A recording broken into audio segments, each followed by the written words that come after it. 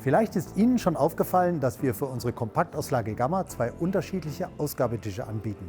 Ich möchte Ihnen hiermit beide Versionen etwas näher vorstellen.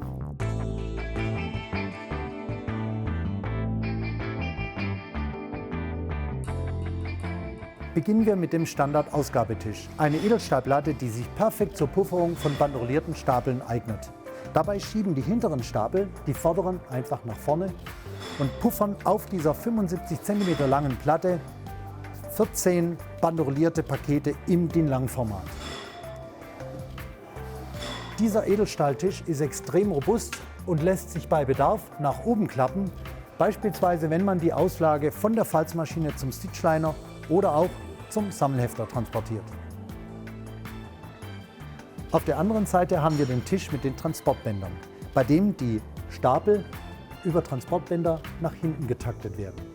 Diese Version eignet sich besonders für den Transport von losen Stapeln, weil durch den getakteten Transport ein Ineinanderschieben der losen Stapel zuverlässig vermieden wird.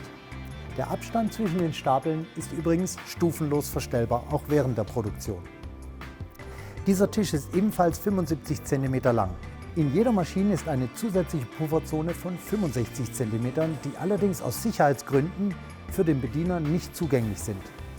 Bei der Version mit den Transportbändern können diese Produkte aus der inneren Pufferzone per Knopfdruck nach hinten gefahren werden, was dem Bediener zusätzliche Möglichkeiten eröffnet.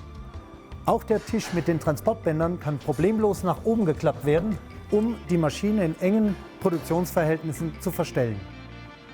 Nun können Sie sicherlich besser entscheiden, welche Ausgabeversion der Gamma für Ihr Unternehmen die bessere Lösung ist. Sollten Sie noch Fragen haben, zögern Sie bitte nicht, uns anzurufen.